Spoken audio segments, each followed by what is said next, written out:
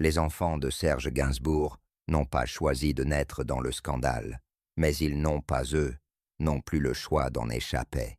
La France se souvient de Louis comme du génie le plus provocateur du XXe siècle. L'homme qui a brûlé un billet de 500 francs à la télévision, qui a enregistré un hymne national en reggae, qui a dit à Whitney Houston en direct ce qu'il voulait lui faire. Une icône, une mythe, un patrimoine national. Mais il y a une histoire que presque personne ne raconte. J'ai passé des semaines à éplucher des témoignages, des interviews et des déclarations des personnes qui l'ont connu de l'intérieur, y compris ses propres enfants, pour comprendre ce que ça signifie de grandir en étant le fils ou la fille de Gainsbourg. Et ce que j'ai trouvé n'est pas l'histoire du génie, c'est l'histoire du prix que d'autres ont payé pour qu'il le soit. Parce que pendant que la France applaudissait Serge, ses enfants vivaient quelque chose de très différent. Charlotte, à 13 ans, enregistrant une chanson sur l'amour interdit aux côtés de son père. Loulou grandissant dans une maison conçue comme la réplique exacte du temple du scandale. Natacha et Paul, les enfants du premier mariage, si invisibles que selon des personnes proches du clan, ils n'ont jamais franchi le seuil des réunions familiales. La question à laquelle ce documentaire tente de répondre n'est pas de savoir si Serge Gainsbourg était un génie. Ça, c'est déjà réglé. La question est une autre. Qu'arrive-t-il à un enfant quand son père est une mute avant d'être un père? Il y a une adresse à Paris qui dit tout avant même d'ouvrir la porte. Le Funf bis de la rue de Ferneuil, dans le 7e arrondissement. Une maison petite, à la façade discrète, entièrement couverte de graffitis et de poèmes écrits par des inconnus qui n'ont jamais connu l'homme qui eut grec vivaille. À l'intérieur, selon ceux qui l'ont visité, le temps s'est s'arrêter le Tswamar 1900 en non-si. Le cendrier sont encore pleins de mégots de gitane. Le bouteille de vin, à moitié entamée. Le canapé, avec l'empreinte de son corps encore marquée dans le tissu. Charlotte Gainsbourg, qui était la propriétaire de cette maison, a mis plus de 30 ans à l'ouvrir au public. Et quand elle l'a fait, elle a dit quelque chose qui résume parfaitement ce que ce documentaire cherche à comprendre. Je tourne la clé et y entre. Je ferme la porte. Le temps se s'est arrêté. Les odeurs demeurent. Je m'accroche aux souvenirs. Cette maison n'était pas seulement la maison d'un musicien célèbre. C'était le centre d'un univers qui tournait autour d'un seul homme. Et tout ce qui vivait à l'intérieur de cet univers, les personnes, les relations, les enfants orbitaient selon ces règles. Serge Gainsbourg né Lucien Gainsbourg en 1928, fils d'immigrants juifs ukrainiens, n'a pas toujours été le mythe que la France a fini par vénérer. Pendant des années, il était un pianiste de cabaret qui jouait dans des établissements de mauvaise réputation pour payer son loyer. Un homme insécurisé par son physique, qui compensait le manque de beauté conventionnelle par un esprit acéré et une capacité à la provocation qui frôlait l'autodestructif. Quand le succès est arrivé, il ne l'a pas modéré, il l'a amplifié.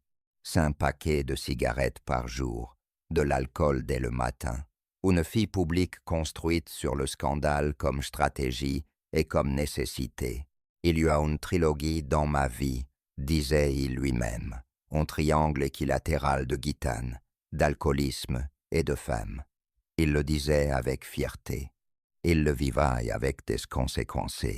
Mais la question qui nous intéresse ici n'est pas comment Serge a vécu, c'est ce que ses enfants ont fait de l'intérieur de ce triangle. Serge Gainsbourg a eu 4 enfants de 3 femmes différentes.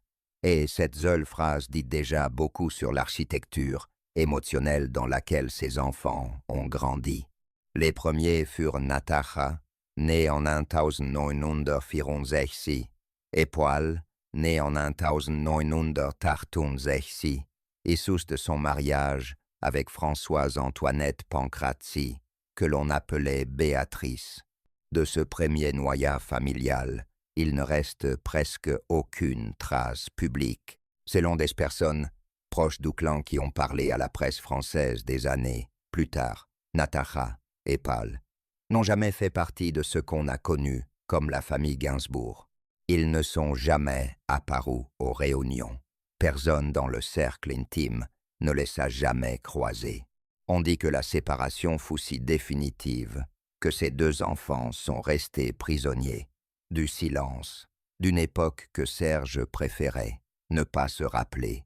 Puis est venue Charlotte, née à Londres le 26 juillet 1911, fille de Jane Birkin, l'actrice et chanteuse britannique, devenue la compagne la plus célèbre de Serge et l'une des grandes icônes de la culture française. Charlotte a grandi rue de Verneuil. Elle a grandi dans la musique, la fumée des gitanes et la tension constante des médias. Elle a grandi en étant la fille de l'homme le plus scandaleux de France, et ça, dès le début, fut autant un privilège qu'une condamnation. Et enfin, Lucien connu sous le nom de Loulou né, le fin janvier 1986, Fils de Bambou, dont le vrai nom était Caroline von Bismarck, la dernière grande compagne de Serge.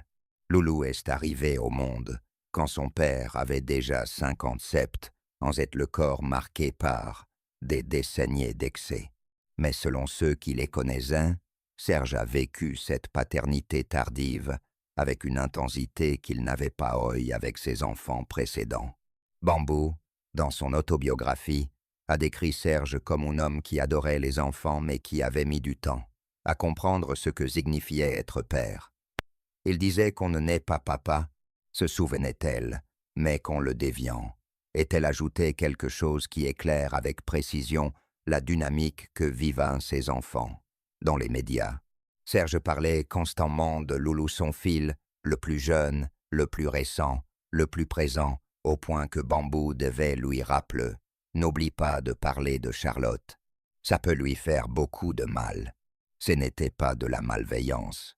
C'était, selon ceux qui le connaissaient, la façon dont Serge traitait le monde, par éclat d'intensité, focalisé sur l'immédiat, incapable de maintenir une attention équitable. Ce qu'il avait devant lui le consumait. Ce qu'il ne voyait pas disparaissait. Pour Charlotte, qui a grandi en étant le centre visible de ce regard, cela a eu de conséquences qui mettraient de décennies à se nommer. Pour Loulou, qui est arrivé quand Serge savait peu, être quelque chose de plus sur ce que signifie aimer quelqu'un sans en faire une matière artistique, l'expérience fut différente. Pour Natacha et Paul, qui sont restés hors du regard dès le début, la conséquence fut une autre forme de blessure, celle de l'oubli. Mais il y avait quelque chose qui unissait tous les enfants de Serge Gainsbourg, quelle que soit leur mère ou l'époque à laquelle ils étaient nés. Ils ont tous hérité du nom qui était, en même temps, une clé et une cage. Il y a une image que la France n'a jamais oubliée. Un homme de 56 ans, torse nu, allongé dans une lit. À ses côtés, une petite fille de 12 ans en sous-vêtements et une chemise entr'ouverte. Ils chantent ensemble. La chanson s'appelle « L'aimant inceste ». L'homme est Serge Gainsbourg. La petite fille est sa fille Charlotte. Nous étions en 1984, et ce que cette image a déclenché n'était pas seulement une polémique. C'était le moment où Charlotte Gainsbourg a cessé d'être une enfant anonyme pour devenir l'objet artistique le plus controversé de la culture française. Elle avait 12 ans. Personne ne lui a demandé si elle voulait. L'histoire de la naissance de l'aimant inceste, en elle-même, une radiographie du fonctionnement de la maison Gainsbourg. Selon ce que Charlotte a raconté dans différentes interviews au fil des années, elle naguait dans la piscine quand son père l'a appelée au studio, sans préavis, sans répétition, sans explication du contexte. Simplement, viens, on va, enregistre quelque chose ensemble. Le titre était un jeu de mots en français. Zeste de citron ressemble à inceste et les paroles. Bien que techniquement parlant de l'amour entre père et fille sans franchir une ligne explicite, contenait des vers qui ne laissaient aucune ambiguïté émotionnelle. Je t'aime plus que tout.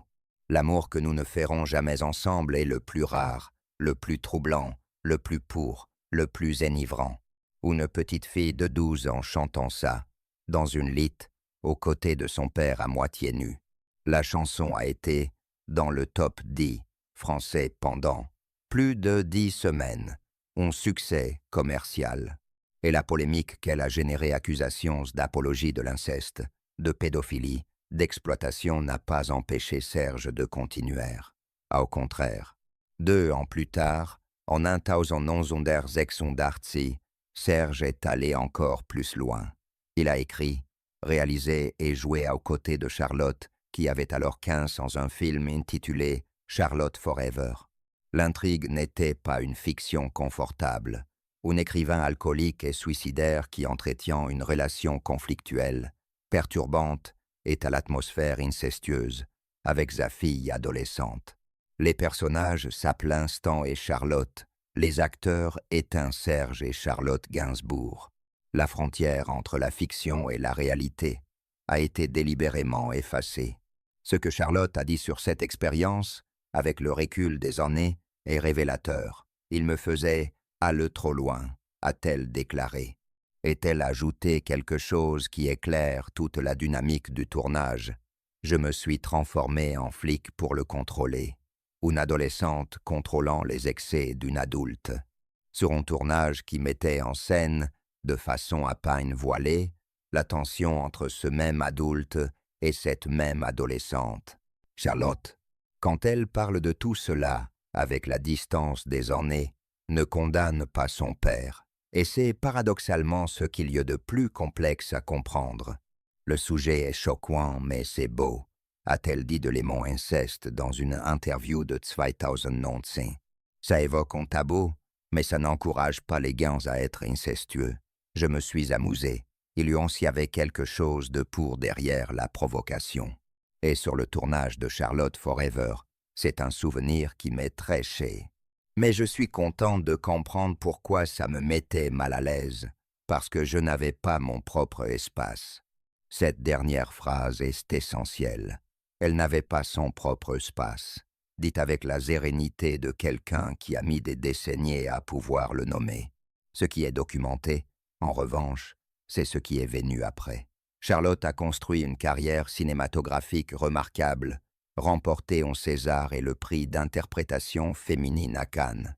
Elle a formé une famille avec l'acteur et réalisateur Yvan Attal. Elle a eu 3 enfants. Elle a essayé, de toutes ses forces, de construire quelque chose qui est ce propre mur. Mais le poids n'a pas disparu. À différents moments de sa vie, Charlotte a parlé avec honnêteté d'épisodes de dépression. Et il y a une anecdote qui résume mieux que n'importe quelle analyse la dimension de ce qu'elle portait. La nuit avant la mort de son père, Charlotte, qui avait 19 ans et traversé une rupture amoureuse, est allée s'installer dans la maison de Serge rue de Ferneuil. Elle était dévastée, et Serge, qui se détruisait lui-même depuis des décennies, qui à ce moment-là a su exactement quoi faire, a laissé dans sa chambre un cendrier, un paquet de Marlboro Light, des allumettes et un tube de Lexomil, sans une mot.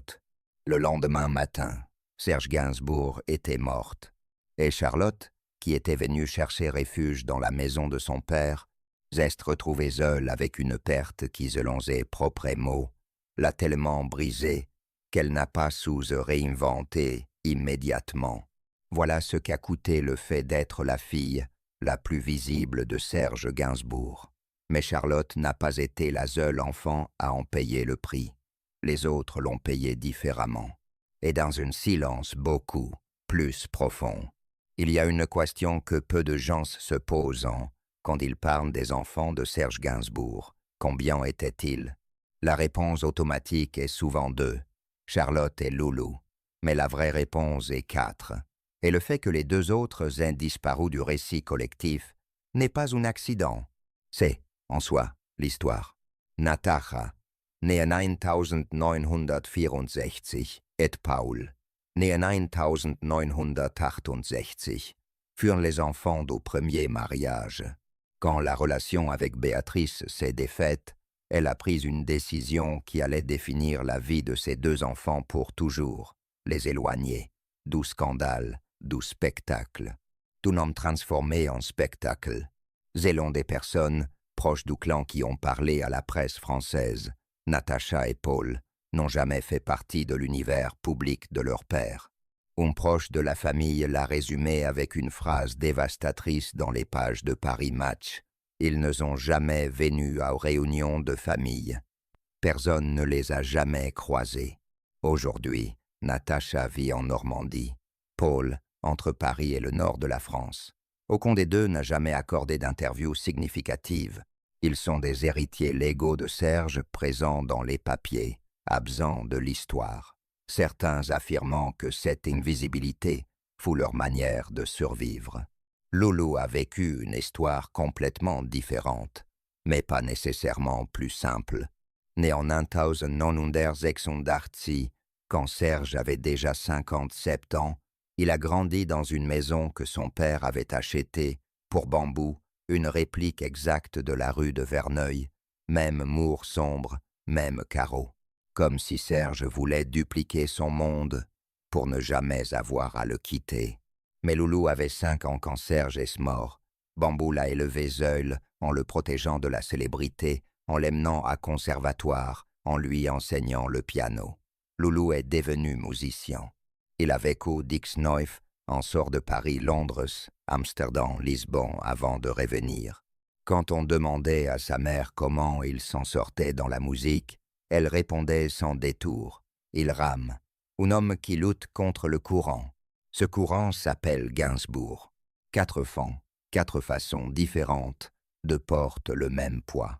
Mais ce qui est arrivé à chacun d'eux, après ce que Serge a cessé d'être là, c'est ce que ce documentaire n'a pas encore raconté. Le 2 mars 1991, s'est levé comme n'importe quel autre jour rue de Verneuil. Mais à l'intérieur du 5 bis, Serge Gainsbourg était morte. On l'a trouvé seul dans sa chambre, sa 5e crise cardiaque. Le cœur qui avait résisté à des décennies d'alcool, de tabac et d'excès, s'est simplement arrêté sans ce scandale, sans public, sans la théâtralité qui avait marqué chacun de ses actes publics. Juste le silence d'un organe qui n'avait plus rien à donner. Il avait 62 ans, et selon ceux qui le connaissaient, il savait depuis longtemps que ce moment n'était pas loin. 15 jours avant de mourir, il avait rendez-vous avec ses avocats pour rédiger enfin son testament. Il n'est jamais arrivé à ce rendez-vous.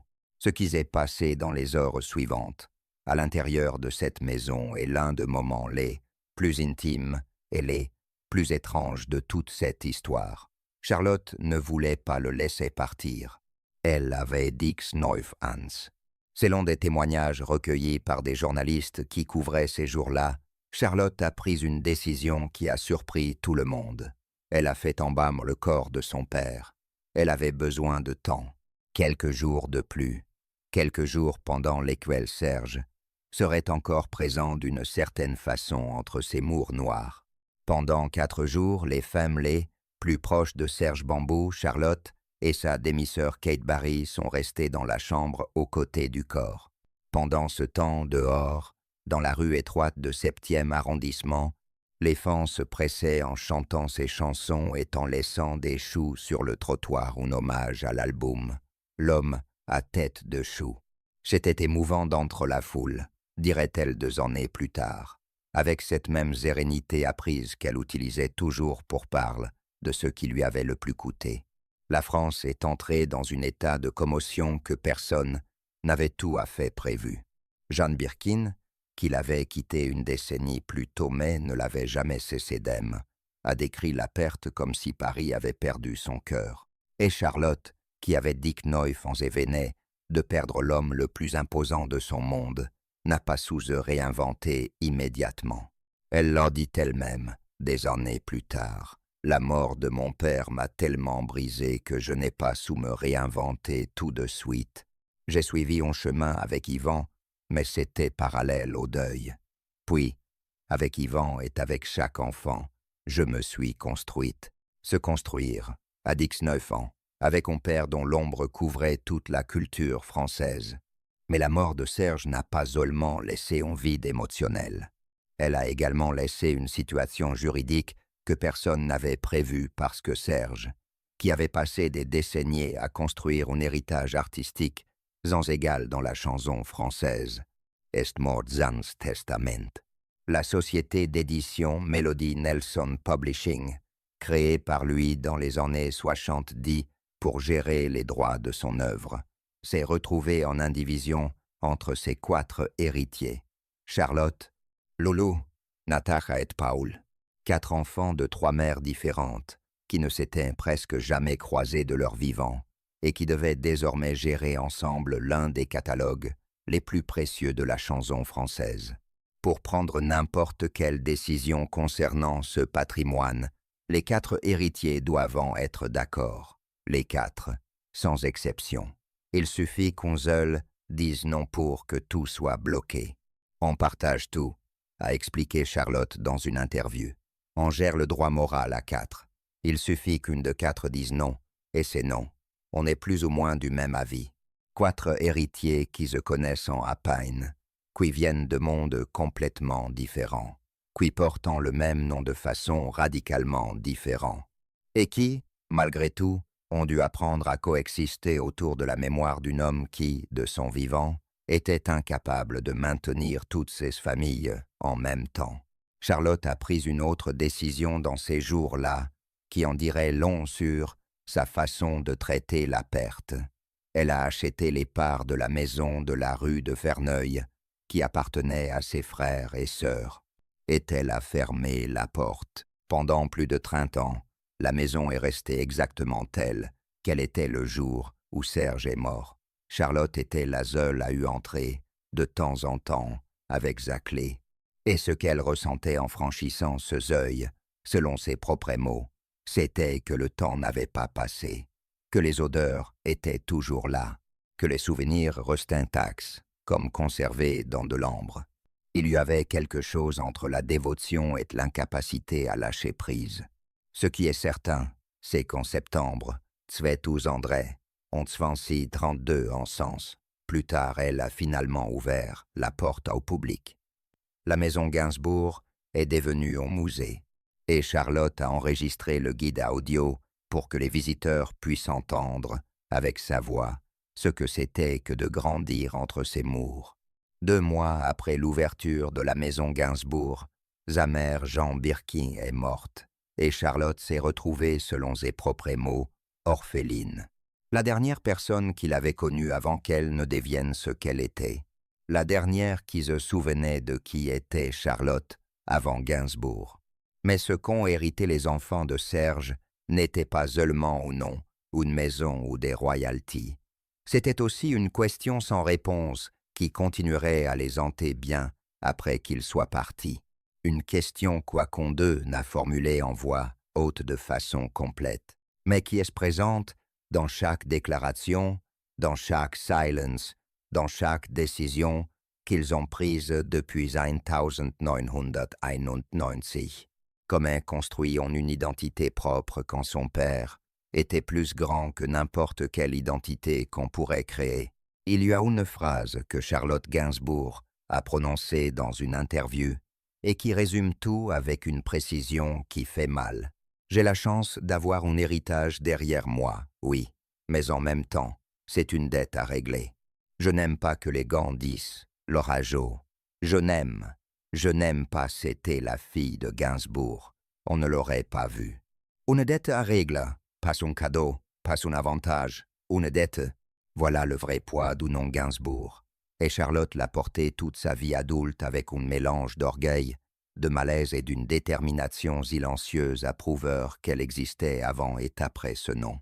La carrière de Charlotte après la mort de son père est, à bien des égards, l'histoire de quelqu'un qui a mis des années à trouver son propre territoire.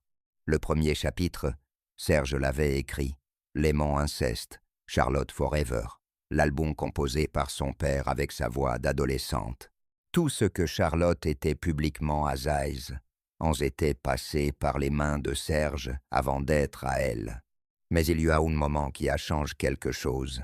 Un rôle que Serge n'avait pas écrit, pas réalisé, pas composé.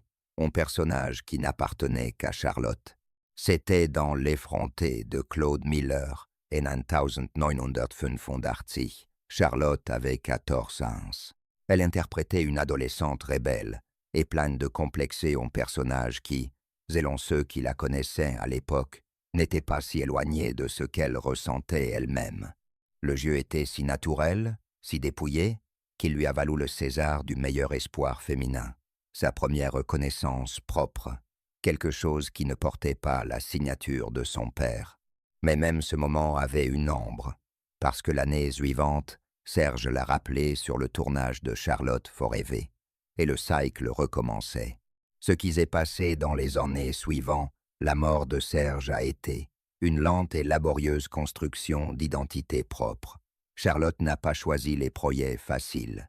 Elle a choisi Lars von Trier, l'un des réalisateurs les plus exigeants et perturbants du cinéma européen pour Antichrist, un film qu'il a mené dans des endroits émotionnels et physiques que la plupart des actrices auraient refusés.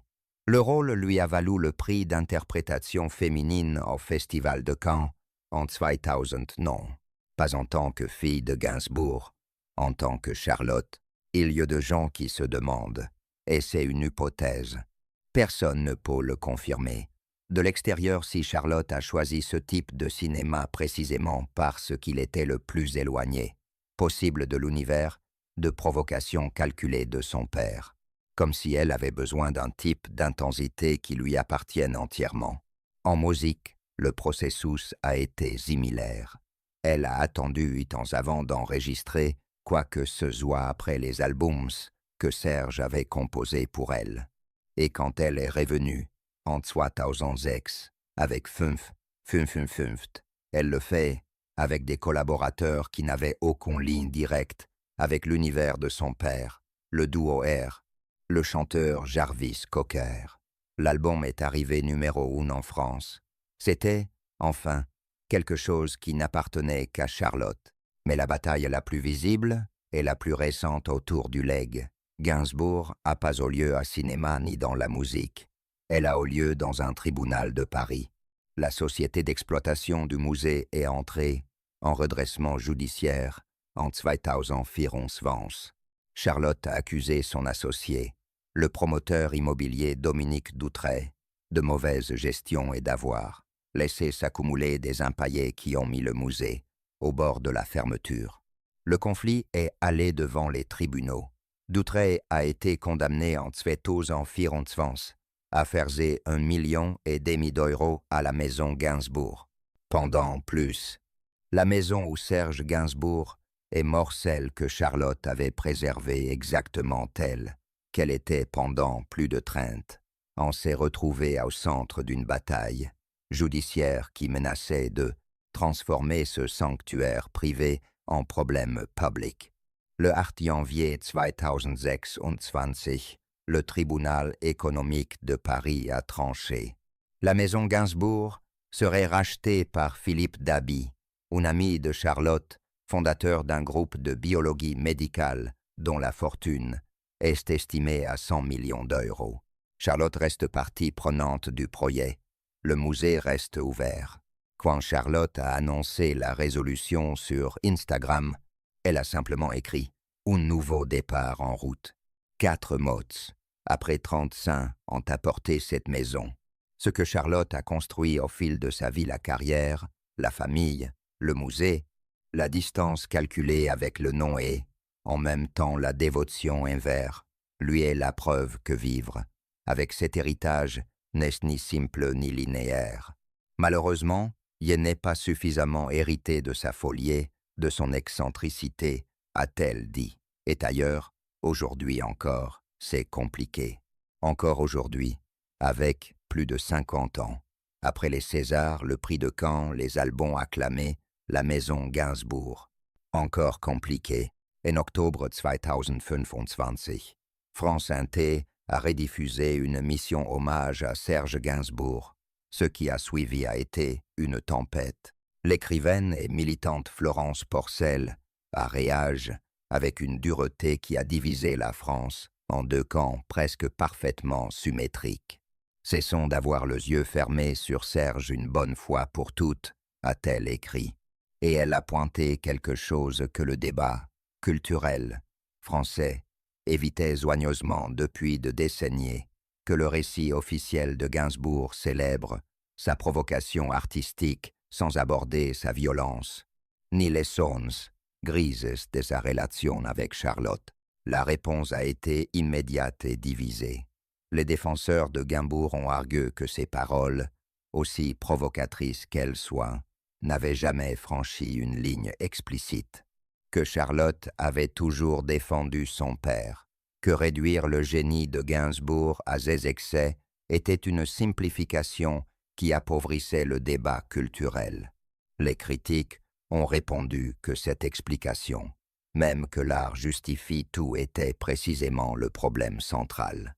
Et au milieu de tout ce bruit, Charlotte Gainsbourg n'a rien dit, ou presque rien. Il y a quelque chose dans le silence de Charlotte qui mérite attention. Ce n'est pas le silence de quelqu'un qui n'a rien à dire, c'est le silence de quelqu'un qui a appris, avec les années, à mesurer exactement ce qu'il dit, parce que chaque mot qu'il prononce sur son père, déviant du combustible pour un débat qui ne lui appartient pas tout à fait. Ce qu'elle a dit, à différents moments, forme une mosaïque qui ne pointe pas dans une direction unique. Il me faisait alors trop loin, une accusation. C'est un souvenir qui m'est tréché, une contradiction. Il était très respectueux de Gainsbourg et très modeste, malgré son côté show-off, une défense. Malheureusement, il n'est pas suffisamment hérité de sa folie. On regrette. Sa mort m'a tellement brisé que je n'ai pas su me réinventer immédiatement, en blessure. 5 déclarations. 5 Charlottes différentes face au même homme.